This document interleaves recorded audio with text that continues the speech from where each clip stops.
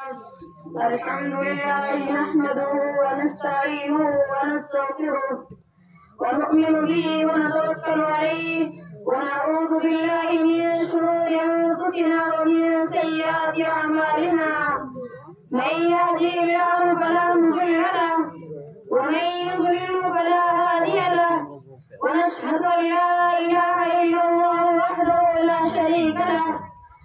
شريك له ولا نذير له ولا وزير له ولا مشير له ولا معين له وصل على سيد الرسل وخاتم الأنبياء المبعوث إلى كافة للناس بشيرا ونذيرا وداعيا إلى الله بإذنه وسراجا منيرا. وقال تبارك وتعالى في الكلام المجيد والفرقان الحميد: أعوذ بالله من الشيطان الرجيم، بسم الله الرحمن الرحيم. والذين جاهدوا فينا لنهدينهم سبلنا وإن الله لمع المحسنين.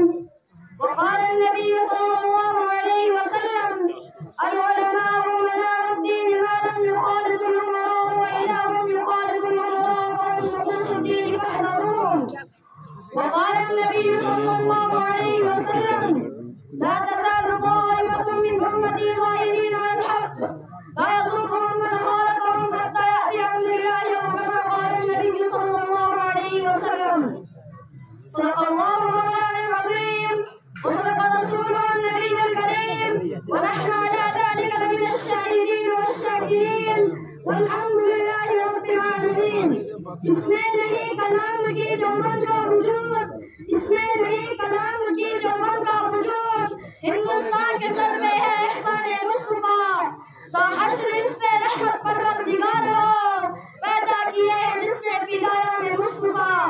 اس مدرسہ کے جذبہ عزت سرشت سے پہنچا ہے وہ آنکھوں کو فیضان مصطفیٰ، اور گونجے گا چار کوٹ نالو تمہیں کا نام بانٹا ہے جس میں بادا ہے عرفان مصطفیٰ. میرے واجب الاحترام بزرگوں اور دوستوں، آپ حضرات بڑے دور دراز سے وقت نکال کر آئے ہیں، انشاءاللہ آپ کا یہ وقت آپ کو بہت فائدہ دے گا. مجھے یہ کہا گیا ہے کہ میں آپ کے سامنے آج علماء دیوبند کی تاریخ پیش کروں. علماء دیوبند کی تاریخ کیا ہے؟ یہ بڑا عجیب موضوع ہے، تو میں چاہتا ہوں کہ آپ حضرات کو اسی موضوع کے سلسلے میں کچھ معلومات فراہم کی جائے. میرے دوستوں، بطن صغیر پاک و ہند میں جتنا کام دیوبند کے علماء نے کیا ہے، اتنا کام نہ آج سے پہلے کسی نے کیا اور نہ بعد میں کوئی کر سکے گا انشاءاللہ. اس میں کوئی شک و شبہ نہیں ہے. ہندوستان میں جب سے انگریز آیا، دو طبقے ہندوستان میں برسرے بے قرار ہے. انگریز کا وفادار طبقہ، ایک طبقہ وہ تھا جس نے انگریز کے سامنے گردنیں جھکائی، انگریز سے معافیاں مانگی، انگریز سے دولتیں حاصل کی، انگریز سے جاگیریں حاصل کی. ایک طبقہ وہ تھا جس نے سلطان کی وجہ سے انسان سے غداری کی.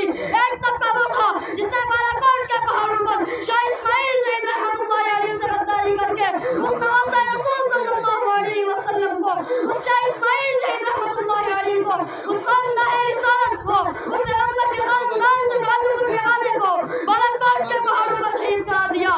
انگریز کا باغی طبقہ. میرے دوستوں، ایک طبقہ وہ تھا اور دوسرے میں وہ طبقہ تھا کہ شاہ ولی اللہ محدث دہلوی رحمۃ اللہ علیہ کے نام کا وارث تھا، شاہ عبد العزیز رحمۃ اللہ علیہ کے مرتبے کا نمبردار تھا، کہ جس طبقہ نے بطن صغیر میں مالدہ اور کالا پانی اور اسکندریہ کے ساحل پہ اور جیلوں کو آباد کرا کے پھانسیوں کے تختے پہ چڑھ کر ساری زندگی انگریز سے ٹکرا گیا، بچوں کو یتیم کرا گیا اور بیویوں کو بیوہ کرا گیا. وہ طبقہ کاٹتا گیا لیکن نہ انگریز کے سامنے گردن جھکائی اور نہ دنیا کے کسی اور باطل کے سامنے گردن جھکائی.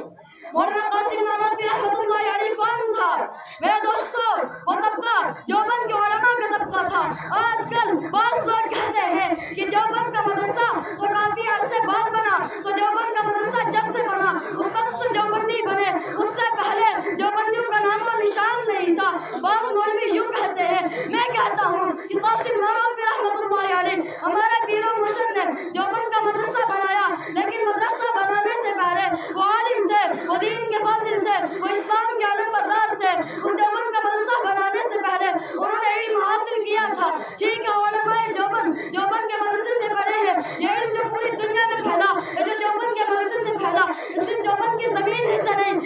مولانا قاسم نانوتوی رحمۃ اللہ علیہ کے سینے سے پھوٹا ہے۔ میرے دوستو، علماء دیوبند کے تصوف کا شجرا، میرے دوستو یہ کہنا کہ چلو علم تم نے اس طرح حاصل کیا ہے کہ علم کا سلسلہ نسب رسول اللہ صلی اللہ علیہ وسلم تک پہنچتا ہے، لیکن ولایت ہمارے پاس ہے، گدی ہمارے پاس ہے، پیری ہمارے پاس ہے، تقدس ہمارے پاس ہے، نقشبندی ہمارے پاس ہے، چشتی ہمارے پاس ہے، سوربندی ہمارے پاس ہے، قادری ہمارے پاس ہے۔ دنیا کے اندر علماء دیوبند کو برا کہنے والوں، آؤ دیوبند کے مرکز یہ اگر علم لیتا ہے، اگر تقدس لیتا ہے، اگر ریاست ملتی ہے، اگر تفکر ملتا ہے، اگر تقویٰ ملتا ہے، اگر قرآن ملتا ہے، اگر حدیث ملتی ہے، تو اسی دیوبند کی مسند پہ پیغمبر صلی اللہ علیہ وسلم کی طریقت بھی ملتی ہے، نبی صلی اللہ علیہ وسلم کی ولایت بھی ملتی ہے، نبی صلی اللہ علیہ وسلم کی بزرگی بھی ملتی ہے، نبی صلی اللہ علیہ وسلم کی طہارت بھی ملتی ہے، اسی دیوبند کی برکت سے، اس لیے کہ قاسم نانوتوی رحمۃ اللہ علیہ مرید تھے حاجی امداد اللہ مہاجر مکی کے۔ تم نے بڑے بڑے شاعروں کے کلام سنے ہوں گے، اور میں تمہیں حضور صلی اللہ علیہ وسلم کے عشق میں کیا عجیب بات فرماتے تھے۔ سب سے پہلے مشیت کے انوار سے نقش روئے محمد بنایا گیا، پھر اسی نقش سے روشنی مانگ کر بزم کون و مکان کو سجایا گیا۔